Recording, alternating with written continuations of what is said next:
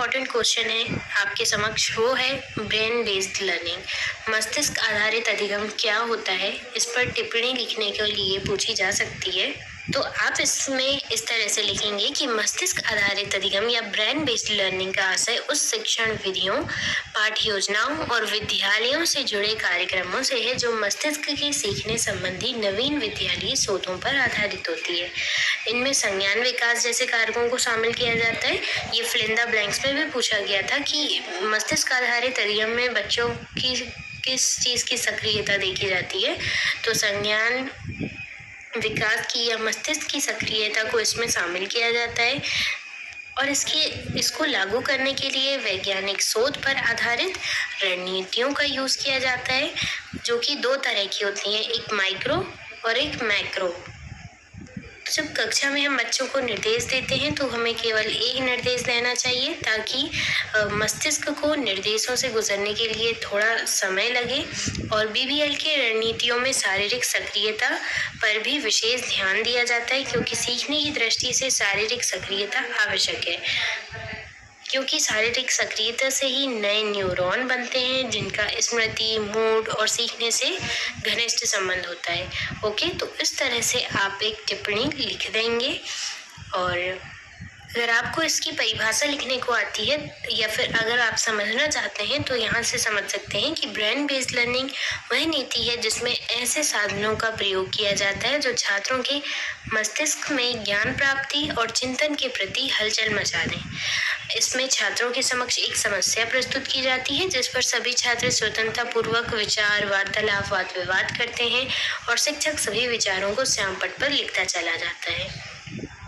और उन सभी विद्यार्थियों के वार्तालाप, विचारों, चिंतन से समस्या का समाधान भी खोजा जाता है। तो चिंतन को विकसित करने के लिए ये बहुत ही अच्छी विधि है। अब आता है मस्तिष्क उद्वेलन क्या होता है या ब्रेन बेस्ड लर्निंग क्या होती है। तो ब्रेन बेस्ड लर्निंग तो अभी हमने देख ही लिया है। तो ब्रेन बेस्ड लर्निंग में हम मस्तिष्क उद्वेलन का यूज करते हैं, जैसे कि मस्तिष्क को उत्तेजित करना, उसमें उथल पुथल मचाना। हम छात्रों के समक्ष कुछ ऐसी समस्या को प्रस्तुत करें जिससे उनके मस्तिष्क में हलचल मच जाए, वो उनके समाधान को सोचने के लिए अनगिनत विचारों की एक आंधी सी आ जाती है और उनके मस्तिष्क में अनेक विचार उभर कर आ जाते हैं। तो यही होता है मस्तिष्क उद्वेलन। इसमें बच्चों की संज्ञानात्मक विकास और उनके चिंतन के विकास को हम आसानी से बढ़ा सकते हैं इस विधि का यूज करके। तो ये विधि A.S. ऑसबॉर्न ने दी थी 1963 में। अब इसके लाभ क्या होंगे, इस विधि के लाभ भी आपको पता होना चाहिए।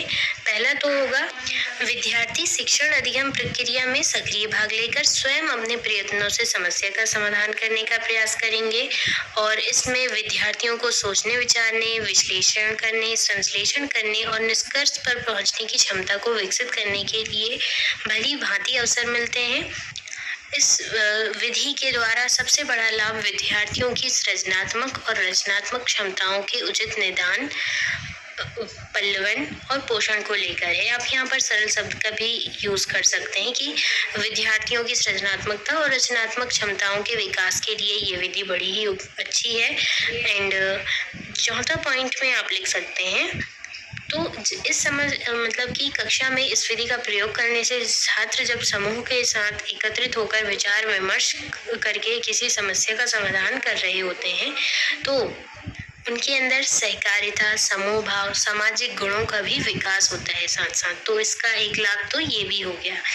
एंड आई होप कि आपको ये चारों पॉइंट समझ में आ गए होंगे। अब हम देखते हैं दोष या सीमाएं कौन कौन सी हैं। तो समस्या का समाधान खोजने के लिए समूह के सभी सदस्य एक जैसी रुचि रखें, ये जरूरी नहीं है। दूसरी प्रॉब्लम ये जाएगी कि समस्या समाधान के लिए आवश्यक मानसिक स्तर, ज्ञान, कौशलों की उपस्थिति को लेकर समूह के सदस्यों में विषमताएं देखने को मिलती हैं, तो इससे बाधा आ सकती है। और कभी कभी ऐसा हो सकता है कि छात्रों के समूह जो हैं वो अपने अपने विचारों और समस्या समाधान के विचारों को प्रस्तुत करने आगे ही ना आए। तो तीसरी प्रॉब्लम तो ये हम अधिकतर देखते ही हैं कक्ष में। चौथी ये प्रॉब्लम आ सकती है, यानी कि चौथी इस विधि के दोष में ये पॉइंट आप लिख सकते हैं कि समूह किसी उचित निष्कर्ष पर पहुंचने में सक्षम सिद्ध ना हो और जो चर्चा है वो विचारों में ही उनके मतभेद लेकर वो उलझ जाएं। तो ज़रूरी नहीं कि सारी चीज़ें ही फ्लो पे चलें। और तो आई होप कि आप समझ गए होंगे इसके 4 लाभ और 4 दोष ब्रेन बेस्ड लर्निंग के। ओके, एंड अब नेक्स्ट जो टॉपिक है अक्सर देखा जाता है वो है ई लर्निंग और ब्लेंडेड लर्निंग में क्या अंतर है। ई लर्निंग वो होती है जिसमें अधिगम प्रक्रिया इलेक्ट्रॉनिक उपकरणों के माध्यम से संपन्न होती है, जैसे video conferencing, computer, internet, video, social sites के जरिए जब हम अधिगम प्राप्त करते हैं तो ये ई लर्निंग कहलाती है। ओके, एंड आगे की जानकारी आप लिख सकते हैं जो भी इससे रिलेटेड प्रश्न में पूछी जाती है। ब्लेंडेड लर्निंग क्या है? तो ब्लेंडेड एक औपचारिक शिक्षा कार्यक्रम है। तो इसमें विद्यार्थी जो है वो एक पाठ्यक्रम का एक भाग कक्षा में कंप्लीट करता है और दूसरा भाग डिजिटल या ऑनलाइन संसाधनों का प्रयोग करके सीखता है। तो इसे हम ब्लेंडेड लर्निंग कहते हैं। ब्लेंडेड शिक्षा में समय, जगह, विधि, गति का नियंत्रण विद्यार्थी के ही हाथ में होता है। तो ये एक प्रकार की मिश्रित शिक्षा होती है जिसमें डिजिटल का भी यूज होता है शिक्षा में और कक्षा में पढ़ाई जाने वाली विद्या को भी इसमें मिश्रित किया जाता है ना। अब इसके प्रकारों के बारे में हम बात करें तो एक रूबरू संचालन होता है, यानी कि इसमें अध्यापक अपना व्याख्यान दे रहा है और सामने बच्चे बैठे हैं, या फिर डिजिटल उपकरण सामने चल रहे हैं और सामने बच्चे बैठे हैं। तो ये हो गया रूबरू संचालन। और नियमित आवर्तन में क्या होता है कि विद्यार्थी नियत परिसंख्या का अनुसरण करके इंटरनेट पर स्वयं अध्ययन और कक्षा के रूबरू संचालन द्वारा पढ़ता है, यानी खुद से फोन से, जैसे आप अभी वीडियो देख रहे हैं, तो ये नियमित आवर्तन हो गया। फ्लेक्स होता है, प्रयोगशाला होती है, स्वतः ब्लेंड होता है, ऑनलाइन संचालन होता है। स्वतः ब्लेंड क्या होता है कि स्वयं की प्रेरणा से अपने पाठ्यक्रम को ऑनलाइन साधनों द्वारा दोबारा दोहराना स्वतः ब्लेंड कहलाता है। अब इसके गुण क्या है? तो इसमें सूचना प्रौद्योगिकी द्वारा अध्यापक और छात्र के बीच संचार अच्छा होता है। छात्र अपनी शिक्षा की समझ का गुणात्मक मात्रात्मक मूल्यांकन कंप्यूटर आधारित शैली में कर सकते हैं। ब्लेंडेड शिक्षा तकनीकी साधनों पर निर्भर होती है, तो इस शिक्षा का सार्थक असर होने के लिए यह साधन विश्वसनीय और अद्यतन होने चाहिए ताकि इनका प्रयोग अच्छी तरह से हो जाए। वेबिनार्स क्या होते हैं? तो ये ऑनलाइन वेब कॉन्फ्रेंसिंग ऑनलाइन सेवाएं होती हैं। तो इसके माध्यम से विश्व के किसी भी कोने से आमने सामने वार्तालाप किया जा सकता है। बस आप इतना ध्यान रखिए। नेक्स्ट है एजुसेट क्या है? तो ये एक उपग्रह है जिसे अंतरिक्ष में स्थापित किया गया है। एजुकेशन से रिलेटेड कार्यक्रमों के प्रसारण के लिए इसकी स्थापना अंतरिक्ष में की गई है। ओके, किसने की है? मुरली मनोहर जोशी ने की है। बस आपको पता रहना चाहिए एजुसेट क्या है, इतना डिटेल नहीं पूछा जाता है। एंड नेक्स्ट क्वेश्चन जो कि 2025 में भी पूछा जा चुका है और 2021 में भी इससे प्रश्न बना था, सहकारी अधिगम क्या होता है? तो इसका संबंध समूह की अवधारणा से है। इसमें छात्रों के मध्य सहयोग की भावना देखी जाती है। यहाँ पर परिभाषा भी दी हुई है, आप ये भी देख लीजिए। सहकारी अधिगम का आशय छात्रों को समूह में कार्य करने के लिए उनकी सहयोगी प्रवृत्ति का विकास करने में विविध विधियों से है, जिनके माध्यम से शिक्षण अधिगम प्रक्रिया को प्रभावी रूप में संपन्न किया जा सकता है। यानी कि छात्रों का साथ साथ में सीखना, पढ़ना, लिखना, यही सहकारी अधिगम है। ओके, अब आपसे इससे पूछा जाता है 3 मार्क्स में, 2 मार्क्स में, तो आप इजीली एक्सप्लेन कर सकते हैं। देखिए 3 मार्क्स में पूछा जाता है तो खाली आपको डेफिनेशन या एक पैराग्राफ लिखकर नहीं आ जाना है। आप 3-4 लाइन में इसकी डेफिनेशन लिखेंगे एंड नीचे 3 पॉइंट्स में आपको इसके लाभ लिख देना है। तो खुद से भी कुछ चीज़ें आप ऐड करते हैं तो अच्छा इम्प्रेशन जाता है। सहकारी अधिगम में शिक्षक की क्या भूमिका होती है? तो सुलभकर्ता के रूप में भूमिका निभाता है शिक्षक। समूह के गठन करने में शिक्षक की महत्वपूर्ण भूमिका होती है। किसी भी समस्या के प्रस्तुतिकरण को सरल रूप में और प्रभावी ढंग से प्रस्तुत करने के लिए शिक्षक की भूमिका होती है, जिससे सहकारी अधिगम को और आसान बनाया जा सकता है। एक शिक्षक समूह में कार्य करने के अवसरों को बेहतर ढंग से प्रोवाइड कर सकता है छात्रों की रुचियों के अनुसार। तो इसमें एक शिक्षक की भूमिका होती है। समय समय पर कार्य और योजना के सफल क्रियान्वयन के लिए शिक्षक द्वारा छात्रों को उचित निर्देशन दिया जाता है, इसमें शिक्षक की भूमिका होती है। तो ये कुछ पॉइंट्स आप इजीली लिख सकते हैं।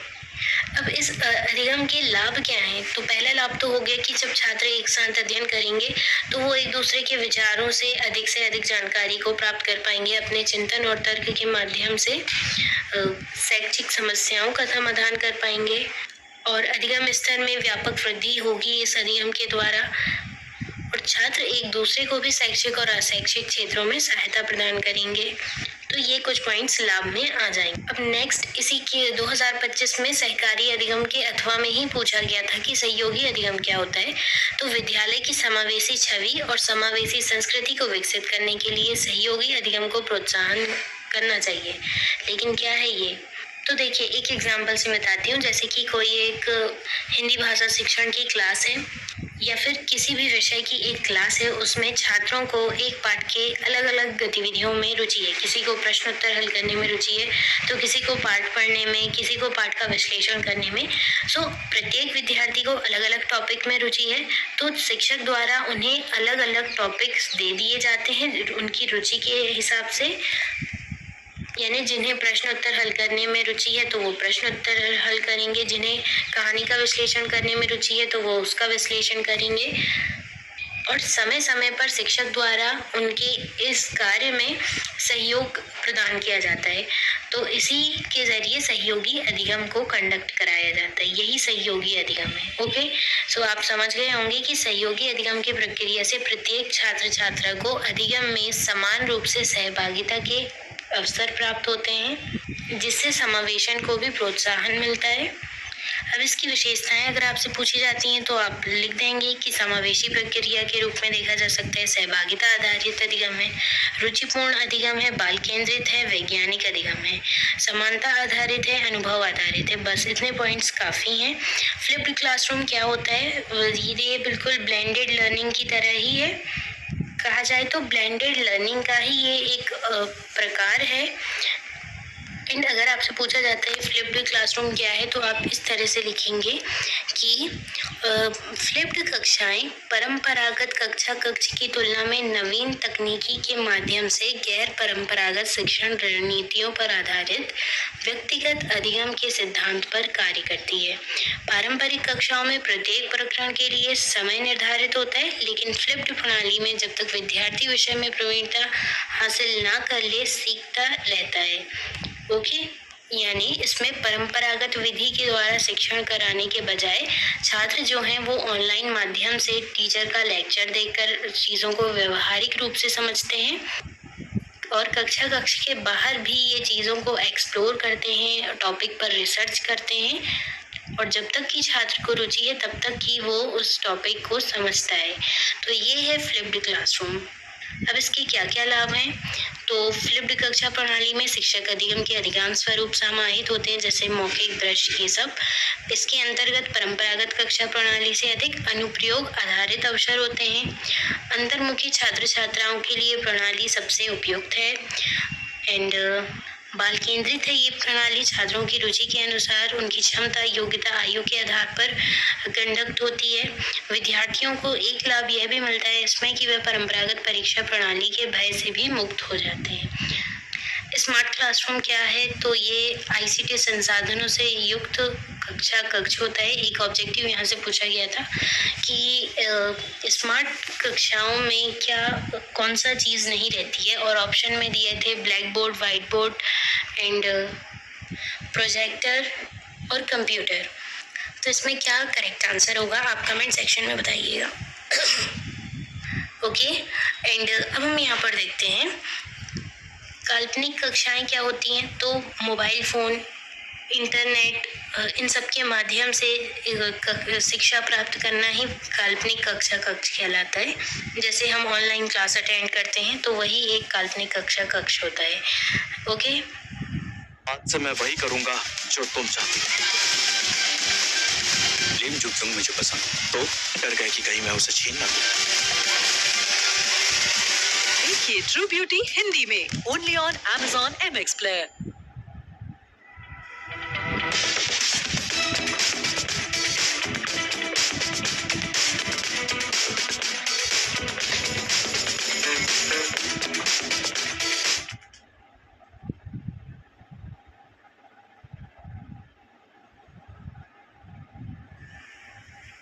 सो अब हम देखेंगे थोड़ा सा